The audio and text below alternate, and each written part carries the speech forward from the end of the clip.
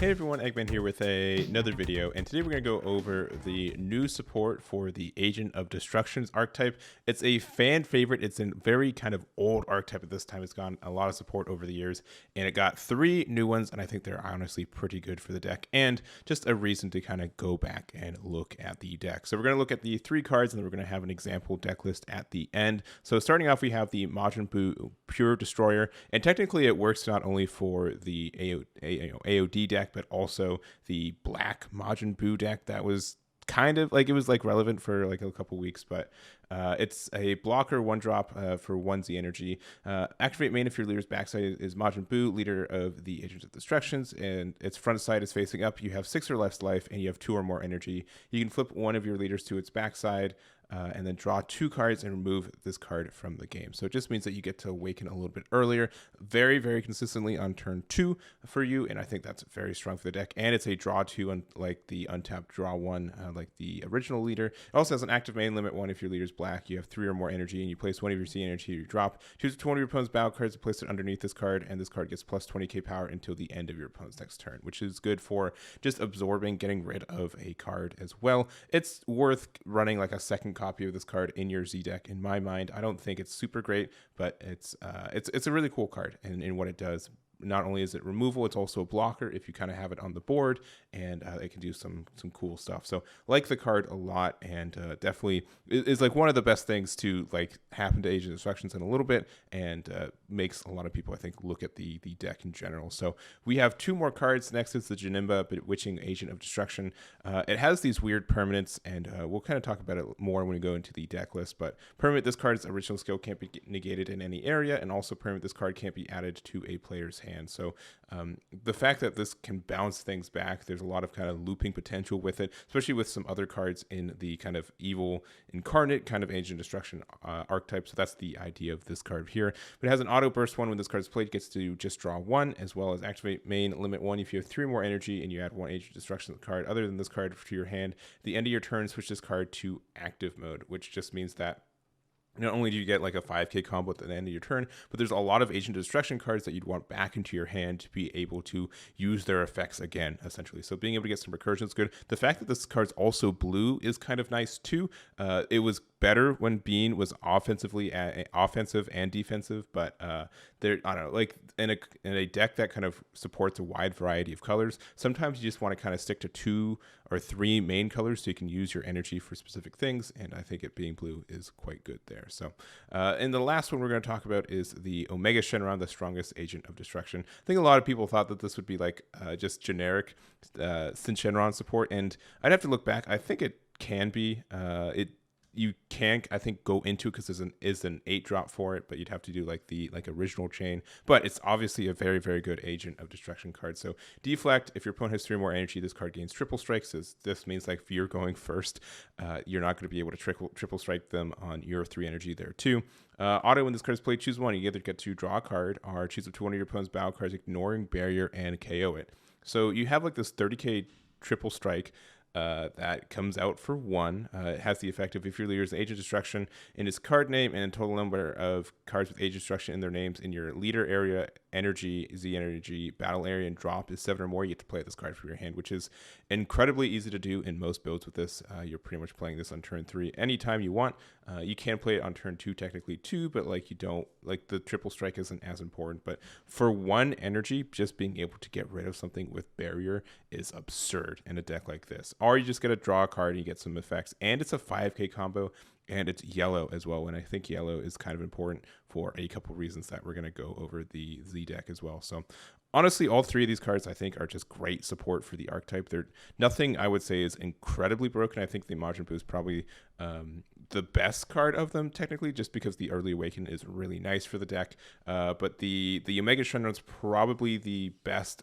After that, it's very consistent for what you're doing, and being able to have another yellow Agent of Destruction card that's actually good is kind of important too. So I like the idea of the card. So those are the 3 new cards, and let's go to our example deck list.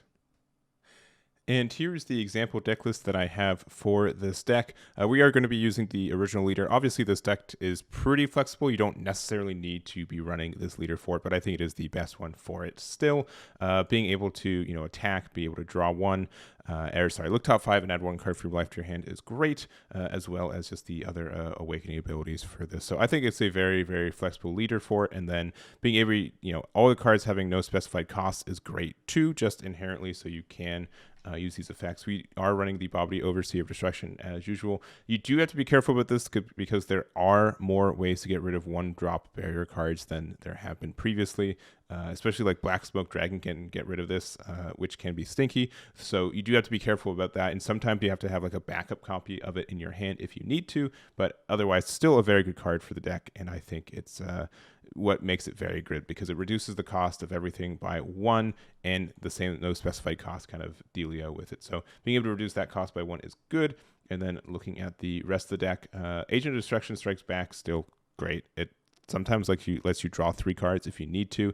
You can only activate once per turn. It essentially has a limit 1. And then actually no, it doesn't. Why doesn't it have a limit 1? Oh yeah, you can. There it is. It's hidden right there. Yeah. But you do get to just look top 2. A lot of our cards are Agent Destructions, which are good. We are running a lot of blue in this deck too, and so we're running Combo Attack Janemba, which was kind of like the previous way that you kind of had some ways to awaken and be aggressive with it. So this has a burst to choose 1 evil incarnate or demon in your battle area, then copies this, turn it to your hand, then place this card from your hand, play this card from your hand, then add 2 cards from your life to your hand. You can't play copies of this card. So what you could do is that you could play this card for 2 because it's an evil incarnate. So it's a 2-drop 20k that has Offering, which is fantastic. And then you'd be able to swing with it. Then you'd be able to, for no energy, bounce it back to your hand and take 2 life, which would be able to use and help awaken and then get some extra bonus things for that. So that was kind of like the original play for the deck. You don't need it as much anymore, but I do like it as a potential if you need to get really aggressive and get a lot of cards in your hand early to kind of awaken and stuff. If you're not deciding to use the Majin Buu to do that, I think that's a good idea there. Other cards for it, we are running a lot of green. So we're kind of focusing on just using blue and green cards in our energy, which just means that we can use some Z battle cards, which I think is the coolest thing about these Z decks now for something that, rainbow decks haven't been as popular as of late, but since Agent of Destruction really doesn't care about what color your energy is, we do get some potential to have some really, really neat Z deck cards. So obviously, like we've seen that with Vegito as well, because it makes everything kind of the 3 colors, but you kind of need most of the cards in your Z deck anyways. I do like the flexibility that this deck has, that you only need like technically one like if you want to of these Majin Buus, and that the rest of the Z deck's super open for you, which I think is great. So very strong there, and I do like the add there.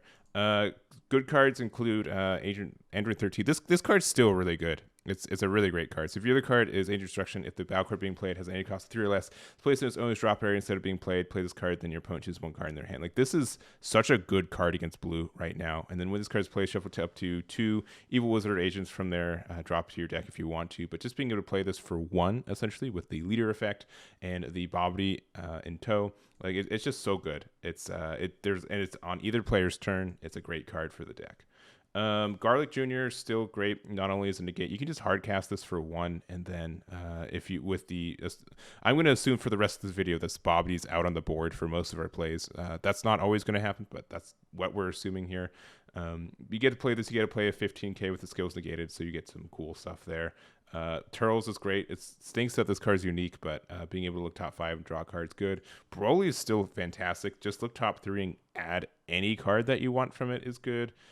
Hatch being able to use its effect. We don't have a lot of cards like that are important drop area right now, but if there are, you can get them 3 battle cards from owner's drop to the bottom of the deck in any order, and that is the idea there. So we're running pretty much just max rarity, or like max copies of everything. We are running 2 Champas. If you really, really want to, you can run Mira. If you want, we're not running a bunch of Overwhelm because I don't know, like it clogs up the deck. Like, you are really, really rewarded for this deck for running only your agent stuff, especially when you think of like this lets you draw 2, which again, this card lets you draw. You get to play this card for 0 because it costs 1. You reduce it by Bobbity, it becomes a 0. So very good there. You really don't need anything else. So the only cards that aren't technically in there are Support of the Dark Empire, because it's just a good card and helps us with some plays we do. Bobbity technically doesn't count, so you do have to be aware of that. Champa, because sometimes you just need a double strike. And then also, I think that's it. And then our secret rare Pan, and also the combo tap Janimba. And if you don't like these Janimbas, you can just take them out and make it even more kind of streamlined for it. So when we look at our secret rares, I think Pan is probably the best. You can also run the SS4 negate is the counterattack one, because we will have a bunch of colors. It's good on defense, and you can get rid of a lot of cards on like a counterattack speed. Pan, I think, is just better overall, but I think both can be good there. We also have, as our unison, Vegeta, Resolute Agent Destruction. Just choose one card from your hand, discard it. When this card is played, choose all of your opponent's battle cards, ignoring barrier, and KO it. And then it's a double strike crit with a 25k on the +1. Would normally need the colors, but we do have the activate main here. Choose one Agent of Destruction, unison, and play it with 3 markers, which means that we can also play the blue Majin Buu if we want to. I don't want to, so I didn't. But if you like it, you can do it. Z deck. Jiren's actually really good. I almost would want to put 2 of this guy in there. Being able to, we have a good amount of green in this deck, so charging 2 isn't too terribly hard to do. We would have to like give up the Aandroidd 13s here, but there are some other green Agent Destruction cards too, including like the other Lord Slug. So if you do want more green, and you really like the Jirens, which are great for just on the spot unison removal, I think it's good there. Super combo, we are just using the Slug because it is easy to find off of the Garlic Jr., and that is important for not only another attack, but that means you can get a negate, and you have a 10k combo on what as well. So I like running him. If you want to do like a 2-2 split, I think that's something worth it there too. We're playing Oolong because we can just charge like an Omega Shenron turn 3, and then we can go into him later. So I think that's great, because we do just have a bunch of yellow that we can put into that. This can also just be charged as long as your opponent has 5 or more cards in rest mode, which can be good late game too, which means you can play this Oolong, and then you can copy the 30k, and you get another 30k for 1. Obviously not a triple strike, but it is important there. Frieza's a nice card. It's 25 or 15k double strike, and if you place when one of your other green battle cards with any cost of 2 or more attacks, your opponent discards 1. This doesn't really come up that often because our green cards aren't really attacking besides Broly, and most of the time we want, if this comes out, it's meaning that we're seeing a lot of green cards and we're charging them. So it's up to you. I think it's an okay card for what it is, and it's just, I mean, a double strike out of your Z deck is fine as well. Even though we do our own self-awakening, sometimes we need that 1 more card, so Vegeta is good just to get like a draw 2 for 1 if we really need it, and Beerus as well, since we do have quite a few blue. This is not super important. If you just want to kind of focus on green and yellow as your actual energy you're charging, that's fine, but sometimes you do have to charge a blue on turn 1 to play the actual Bobbity, unless you find the hatch, so that consistency there kind of helps there. That's really it. This is kind of a really kind of flexible, aggressive deck that I really like. There's a lot of cards you get to play. There's a lot of kind of cool little +1s this deck gets, and I'm really happy to see that even in 2023, just the beginning of it, we're getting support for it, and I think that's really cool. So that's going to be it for me. I hope you guys enjoyed this quick little deck profile that I did here. Let me know of any cards that I missed and that should be in this deck, any other cards or any other decks you want me to go over in the next couple of weeks, and I'll catch you all next time.